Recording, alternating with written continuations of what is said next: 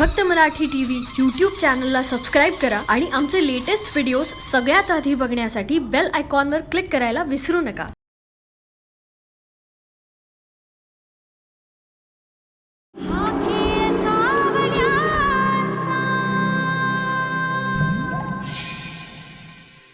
नचिकेत वाड्यातच आहे.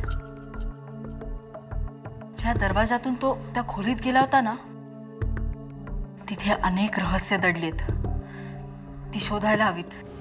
इतके दिवस आपण ज्या लग्नाला विरोध केला आणि आता ते झालं तर नचिकेतला काही होऊ शकतं.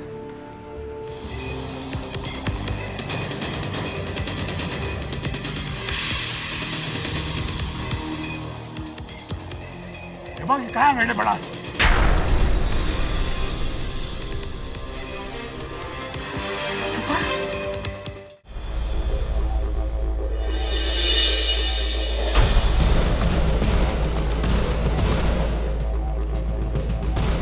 एवढा प्रकाश आहे इथे.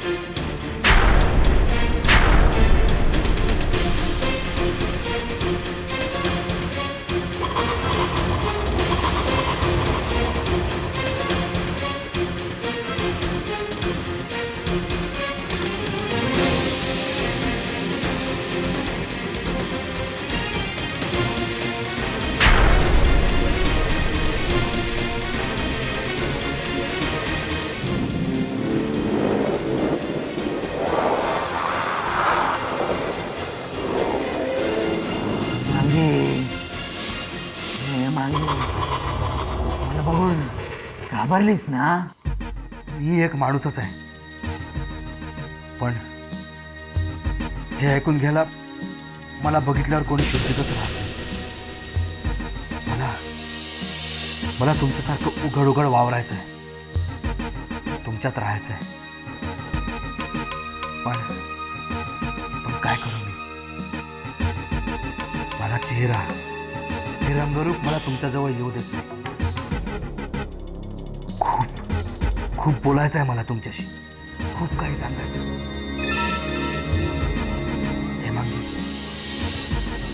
हेमांगी हेमांगी जागी हो. हेमांगी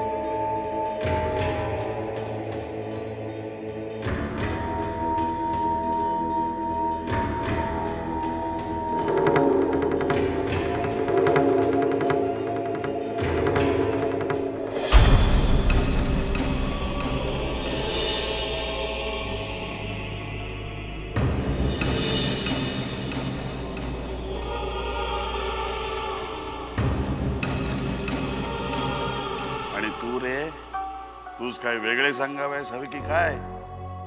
तूच विवाहाचे अवताण दिले ना, मग तयारी नको करायला? अरे जरा माझ्या मदतीस आहे, म्हणजे दोन कामे तरी हलकी होतील आमची. आणि हो, आपल्या सगळ्यांनाच विवाहास हजर राहायचंय, ध्यानात ठेव. नाहीतर आयत्या वेळेला कुठेतरी दडी मारून बसशील. भूतानी माणसाच्या विवाहाला जायचं नाही. नाही, तशी प्रथा नाही. आणि प्रथा असली ना तरी मी गेलो नसतो. ज्या विवाहामुळे कोणाचं नुकसान होणार असेल त्या विवाहाला मी जाणार नाही. अरे नुकसान नाही, भले माझे भले होणार आहे त्यांनी, तुझ्या बापाचे.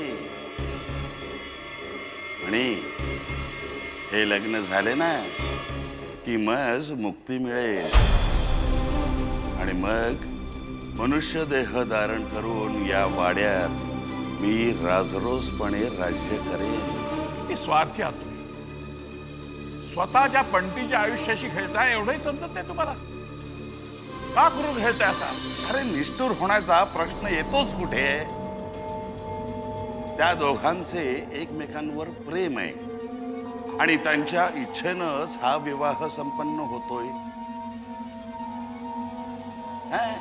आता भविष्यात घडणाऱ्या काही घटनांची मी माझ्या सोयीसाठी वापर करून घेणार आहे एवढं. इतकी पुण्यकर्म केलीस ना, त्यात आणखीन एक कर. तुझ्या या बापास मुक्ती मिळवून दे. असेही बापास मुक्ती मिळवून द्यायचे कर्तव्य मुलाचेच असते. तुम्ही कधी वडिलांचं कर्तव्य पाळलात का? नाही ना. मग मीही तुमच्या स्वार्थी हेतूला तुम्हाला साथ देणार नाही. नचिकेत आणि हेमांगीच्या आयुष्याशी तुम्हाला खेळून देणार नाही. तुझी इच्छा असो वा नसो, मदत असो वा नसो, हा विवाह संपन्न होणार हे निश्चित आहे म्हणे. आणि तू जर का त्याच्या आड आलास ना म्हणे, तर त्याचे परिणाम खूप वाईट होतील, सांगून ठेवतोय.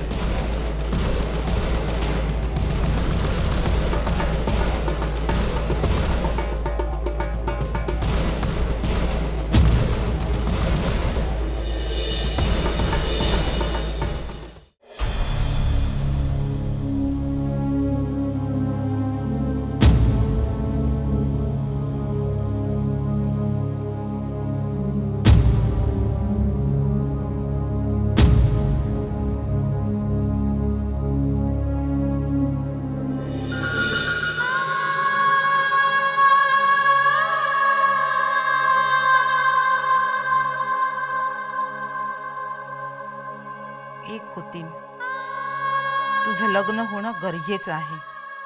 ह्या वाड्याला एक खोतीन हवी आहे. ह्या वाड्याचा कारभार तू तुझ्या हाती घे. लगीन कर, संसार थाट आणि इथेच राहा. ह्या वाड्यात आत्मी आहे, त्यांना मुक्ती हवी आहे. तुला खूप काही सांगायचं होतं म्हणून माडाच्या बागेत गाठायची तुला. पण काय सांगू, खोताची नजर चुकून फिरते मी.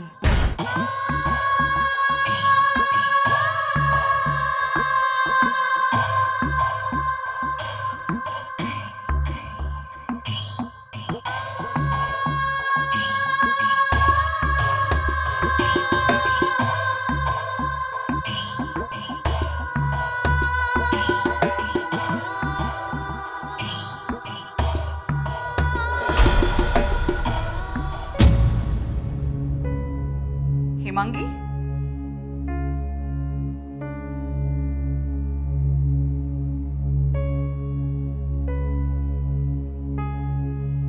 ए हेमांगी, हेमांगी, अगं जेवायचं नाहीये का तुला? न जेवता झोपलीयस तू. उठ बरं. हेमांगी, ए हेमांगी, अगं बाळा उठ ना.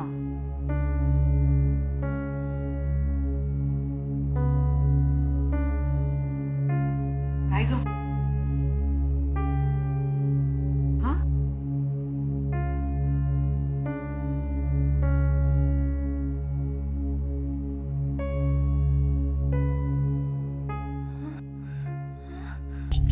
काय ग? काय झालं? माका तो माणूस ते खोलीत एकदम भयानक माणूस राक्षस आहे. राक्षस? कोण? कुठे? मी नचिकेतला शोधायला त्या खोलीत गेले होते ना, तर तिथे जो राक्षस होता. त्या खोलीत? तू गेली होतीस त्या खोलीमध्ये? कशाला गेले? राक्षस आहे. कशाला गेली होतीस तू?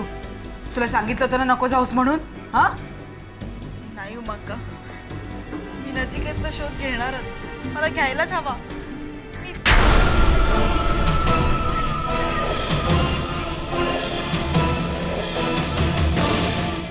हे बघ काय लिहिलंय.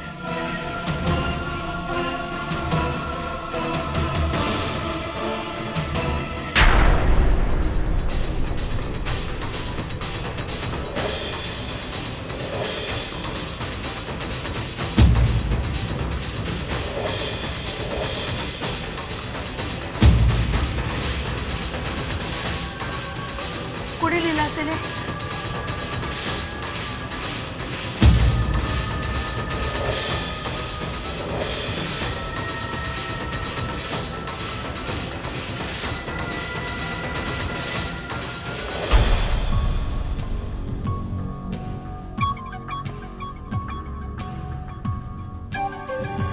हे गाव दिसतंय तसं साधं तर नक्कीच नाहीये.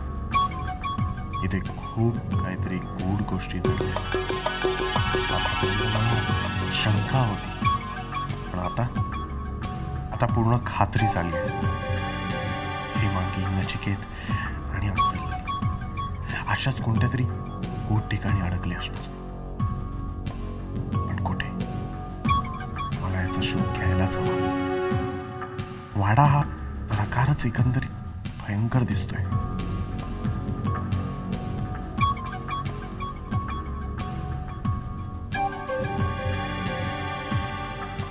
चला आपल्याला जायचंय. आता कुठे? कुठं म्हणजे चिमट्याकडे. शिंप्याकडे? कशाला? नाही म्हणजे माझं काय काम आहे शिंप्याकडे? अहो चला तर मग सांगतो तुम्हाला. चिमट्याकडे कशाला जातात ते? कपडे शिवायला. तुमचं माप द्यायचंय. आता तुम्ही नसलात तर काय माझं माप देऊ? माझ्यासाठी कशाला कपडे शिवतात पाटील? अहो धाकले मालक येणार नाहीत म्हणून तुम्हाला माप द्यायचंय. तो राजेश नाही येत आहे म्हणून माझं लग्न लावून द्यायचा विचार तर नाहीये ना पाटील साहेबांचा? छे तसं काय बी नाही बघा. अहो धाकल्या मालकांचं आणि तुमचं माप एकच आहे ना व, म्हणून तुम्हाला माप द्यायचंय. पक्का ना? नाही तर मी फुकटचा अडकायचो याच्यात. छे अहो तुम्ही काय बी काळजी करू नका. तुम्ही तर मालकाचे मैत्र आहात आणि मालक मैत्रासाठी जीव बी देतील बघा. वाड्याचं गुपित शोधायचं असेल तर पाटल्याच्या कोटात शिरून या सगळ्या गोष्टींची माहिती काढायला हवी. आणि त्यासाठी हे सगळं करण्याशिवाय गत्यंतर नाही. चला जाऊया.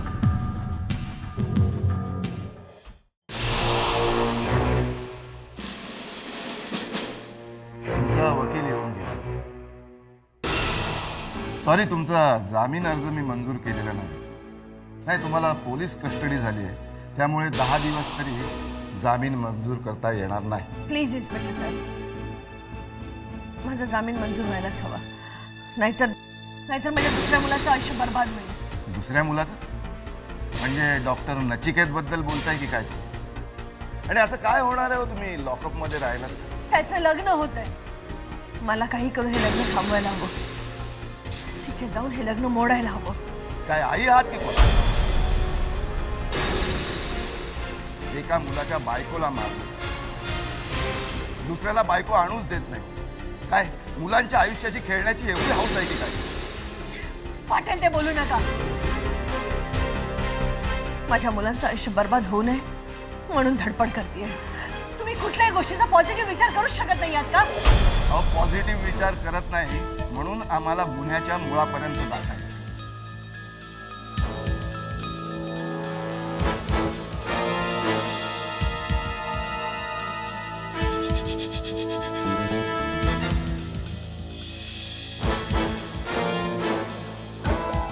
माझंच चुकलं.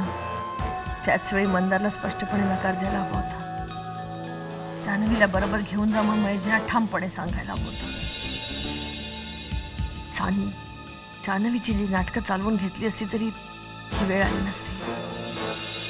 जान्हवीने मंदार आणि मला दोघांना अडचणीत आणलंय. कुठल्याही परिस्थितीत ती कुठे आहे हे शोधून काढायला हवं. तिचं नेमकं काय झालंय, कुठे असेल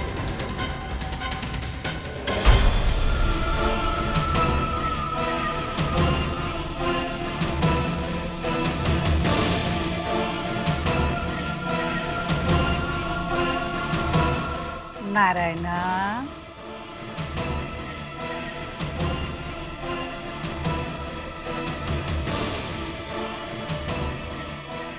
अरे बघ तरी माझ्याकडं. परत परत सांगतो मी तुला, मला अशी हाक मारत जाऊ नकोस. मला इथं त्रास होतोय. तुला काही अधिकार नाहीये मला बाळा म्हणायचं. अरे असं का बोलते असले का? आय हाय नव्हे तुझी. मी तुझा मुलगा नाही. तुझ्या खोट्या दाखल्यावर विश्वास नाहीये माझा. ठीक आहे, तुला त्रास होत असेल तर नाही बोलणार मी. अरे पर तू काय आणि म्या काय, दोघाचा हेतू पण एकच आहे की, या खोताला संपवायचा. मग दोघं मिळून करू की हे काम. नाही, चुकतेस तू. त्या खोताला संपवायचा नाहीये, त्याला तडफडत तडफडत जगताना बघायचं मला. आजच्या या परिस्थितीला तोच कारणीभूत आहे. मी नाही समजली. जाऊ दे, समजून तरी काय करायचं तुला. अरे पण सांगितलंस तर तेवढंच हलकं हलकं वाटेल म्हणून विचारलं तुला. सांगितलं ना, नसत्या पंचायत करू नकोस. जायतून जाते रे बाबा, पण तुला नाही वाटत आपण दोघं मिळून त्या खोताला संपू शकतो म्हणून? अरे त्याला संपवायसाठीच तर आजपर्यंत जिवंत आहे मी. जी वर्ष जगण्याचा तुझा आटापिटा का? लोकांचे आयुष्य चोरून जगतेस ना. तसं नाही केलं तर हे शरीर सडन माझं. हर मरण बी ललाटी नाही बघ माझ्या. का असं का म्हणतेस? नाही, मी तांत्रिक आहे ना मांत्रिक, भूत आहे ना माणूस, अशी अवस्था झाली आहे बघ माझी. आणि ह्या सगळ्याला कारण तो खोत आणि त्याची खोतकी. पण मग असं असताना इथून जात का नाहीये? काय येऊन राहिलेस इथे?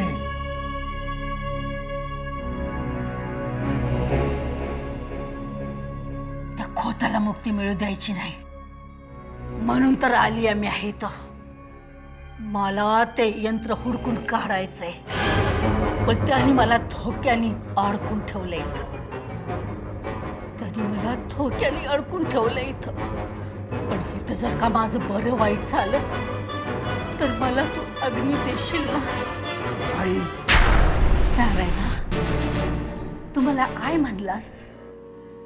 अरे पोटचा नसलास तरी मानलेला लेख बनून मला अग्नी देशील ना? असं नको बोलू आई. नारायणा, ते यंत्र हुडकून काढायला माझी मदत करशील? हो, आपण दोघं मिळून ते यंत्र शोधून काढू. अरे माझी कर्म कहाणी तू ऐकली, पण तुझा राग त्या खोतावर का आहे ते नाही सांगितलंस. आणि हेमांगीच्या लग्नाला तुझा विरोध कारण? नाही, त्याला हेमांगीच्या पोटी जन्म घ्यायचा आहे. आणि तो त्याचा शेवटचा मनुष्य जन्म असेल. असं नाही झालं तर त्याला मुक्ती मिळणार नाही. आणि मी त्याला या योनीतून मुक्ती मिळू देणार नाही. म्हणजे हेमांगीचं लगीन कधीच होणार नाही का काय? आणि तू तिचं लगीन होऊ देणार नाही? होणार ना, का नाही होणार? जोपर्यंत मला त्याच्या आत्म्यावर ताबा मिळत नाही तोपर्यंत करणार. तुला सगळं कसं कळलं? आईच्या उदरातून शिकून आलोय मी. जातो मी. मला महेशची काळजी घ्यावी लागते. खोत त्याला आपला वारस बनवायला बघतोय, मी त्याला पुन्हा महेश बनवण्याचा प्रयत्न करतोय.